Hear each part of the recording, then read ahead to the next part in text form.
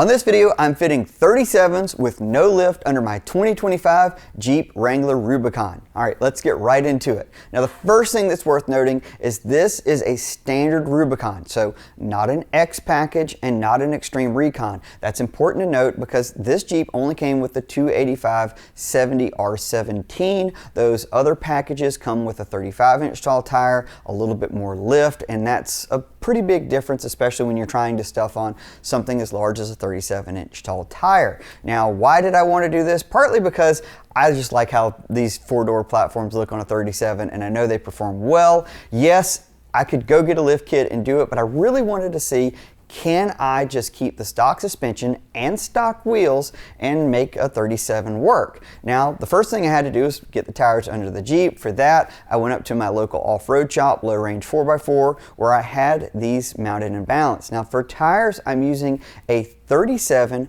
by 1150 R17 Nitto Recon Grappler A.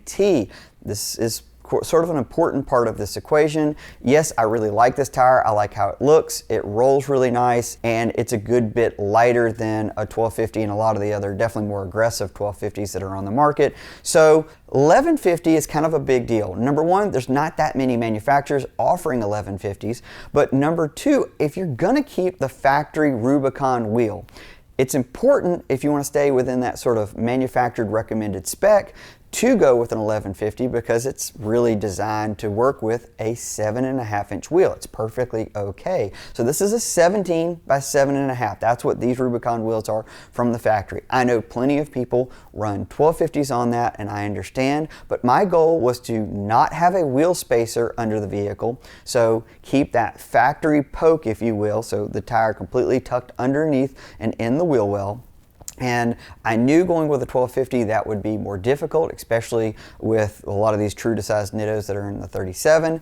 And I wanted to make sure that I had a nice even pattern for running this tire. I like how the 1150 looks on the 7.5. It's still got a lot of sidewall protection. It still, in my opinion, looks great. So that's why I went with the 1150 and the factory wheel. And if you're trying to do what I'm getting ready to show you I think it's important to note those things because it changes a lot of the dynamics when you go with an aftermarket wheel. So first thing, got these things under the Jeep. I did recalibrate the computer to let it know it has a taller tire. I did that using a Taser JL Mini from Z Automotive. The spare tire I was able to shoehorn on at the shop, but I saw that it was immediately touching the back bumper, so I'll show you what I did for that in a second. Now, the first thing I did, I cycled the tires back and forth to make sure I wasn't rubbing anywhere, was not hitting the control arms, the bumper, anywhere. So in terms of clearance for daily driving and things like that, perfectly fine. I could check that box off. I wasn't hitting the control arms, not hitting the sway bar, anything like that. So the first thing I needed to address was the spare tire issue because it was just extremely difficult to open and close the tailgate with it hitting the bumper. So I had one of these Mopar tire relocation kits from another Jeep.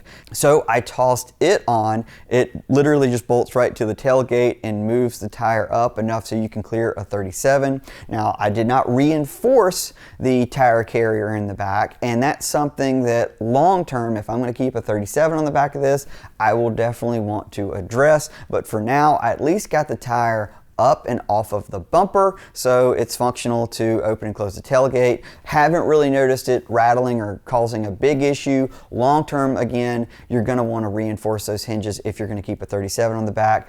I'm still on the fence if I'm gonna keep it back there or if I'm gonna do a spare tire delete. Not really committed to anything at this moment. So that was thing number one in terms of just addressing that. Now, the second sort of stage of what I needed to do is to make sure this tire wasn't going to rip off the fender as soon as I hit a giant speed bump, going to the grocery store. And so what I did for that is up front, I added bump stops. And what I did is I took some of these JKS stackable bumps and I combined two to give me 1 inch of additional bump. And the reason that I was pretty confident that 1 inch would be fine is I have tested 37s with a leveling kit, a 1-inch leveling kit and a 1-inch spacer in the past on the Gladiator platform. And the Gladiator up front, suspension wise, is exactly the same fenders and all that stuff. So I was fairly confident that I could run a 37 with just a 1-inch bump up front, and so that's what I did. Now, it is also worth noting that you may notice that I did pull off the factory plastic air dam. I wasn't really worried about that rubbing, I just didn't like how it looked, so I actually pulled that off and rotated the Rubicon sway bar at the same time, just to kind of change up the front look, but I don't think necessarily that you have to do that. Out back, it's a little bit more involved to get the tires to clear. The first thing I had to do was remove this bit of plastic. This is designed to keep debris from the tires slinging into the back bumper. Then I took a razor blade and I trimmed about 1 inch of plastic at the back side of the fender. All I'm doing is this inner fender plastic. Like the front, I needed bump stops to keep the tire from traveling too far in the fender. What I have learned from a few years and a few different Jeeps is that you need 2 inches of bump stop height to keep a 37 from just mangling the fender unless you're going to split it. So I had this stackable set from JKS that I made a total of 2 inches and I bolted to the rear axle. While obviously you are losing up travel by doing this, you don't really notice it going down the road as you still have plenty of travel on tap to make the Jeep ride nice, and the larger footprint from the 37 also helps absorb imperfections in the road. I'm running around 28 PSI in the front and 26 PSI in the rear, which really works nice for ride quality and overall performance of the tire. With all of the bump stops in place, I set off to go to the beach to do a test drive with the new setup. While this is by no means a challenging area to go off-roading, what it is an excellent place to get the suspension to fully cycle. There were even a few times I lifted a wheel or two, and I even managed to get the suspension fairly twisted thanks to some of the sand cliffs left behind at low tide. During all of this, I never heard and nor could I spot anywhere that the tire contacted the inner fender. While the beach further cemented my theory that this could work, I wanted to try twisting the suspension a bit more, so I went to my friend's farm and they've got lots of dirt everywhere, so I found a few piles to flex the Jeep on. As I suspected, the factory wheel offset does a really good job at keeping the tire inside of that fender arch, so it allows it to just kiss the inner fender plastic, but not enough so to do any real damage. There were a few times that I could hear the plastic rubbing, but you really couldn't see it, and I don't think it's going to be something that's going to cause the tire to rip the flare off or anything like that. That's basically the setup. I mean, I really drove this thing as hard as I could just to kind of make sure that I could get this thing ready for an actual trail. And I feel fairly confident in this setup at this point that this will work okay. There are plenty of drawbacks of not lifting this Jeep, especially if you're going to be doing more serious wheeling. Like, I don't think this is a better setup than if I had a 2.5-inch lift in 37s, because the extra ground clearance is definitely going to be very helpful with this long 4-door, wheelbase off-road. And I might end up lifting this thing, but I just really wanted to see, could I put a 37 with no lift? Is there a way to make that functional? So if you just want to have a look like this, because I love how this looks. I think it looks just perfect. To me, I wish I could just grab it from the factory like this, because it doesn't look over the top. It looks super normal to me. The tires maybe look a little stuffed to some people, but I love it. It keeps the tire completely tucked under the vehicle, so you're not getting a lot of sling or anything like that. It's just really low key to me, not like a big flashy Jeep, and I just like the overall stance of it. I think it's a nice setup. You could have, or I could have just gone with a 35 and I wouldn't have had to add any bump. 35 1150 works no problem. Could have kept the same factory wheel, but I just like how 37s look. I just knew buying a 35 is just going to make me go, well, I want to go with a 37 eventually, so I just jumped right into the 37.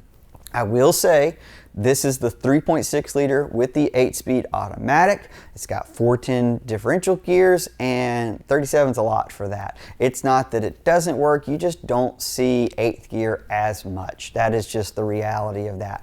Will I end up putting differential gears in this Jeep? Absolutely. It's just the performance benefit to me is well worth it.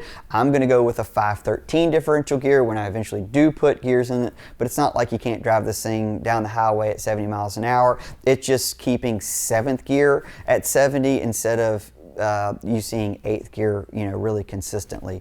These tires, they really do balance and ride really nicely. To me, it's a really good balance of if you're daily driving and you're not trying to do a lot of extreme trails or you're not getting into a lot of mud, this tire works really well for that. Now, I'm sure there's going to be plenty of you that go, well, you didn't really do any real wheeling with it. Come on, man, there's no way this really works. I will tell you this. I wish my local off-road spot was open right now because I would run up there and put this thing on more rocks. I just don't have the time to drive 8 hours to Wind Rock right now. So we're gonna have to go with this is good for now. Don't worry, I will be taking this thing on some trails with this setup. So fear not, I will stand by this sort of setup. I feel like it works perfectly fine. You have to remove a little bit of plastic, but if you want to run a 37 and you don't want to lift your Wrangler Rubicon, I feel like this works. And I'm sure there's plenty of people out there that are going to do it in a different way, and I'm sure there's people that have done it in a different way. This is just the way that I did it. If you have any questions or think this is just a total mall crawler, that's fine. Drop them in the comments. Let me know. I've got more stuff working on with this. I'm getting ready to get back on my Gladiator project, so lots of fun things coming to the channel. So please like, subscribe, do all that good stuff. And with any luck, I'll see you on the trail.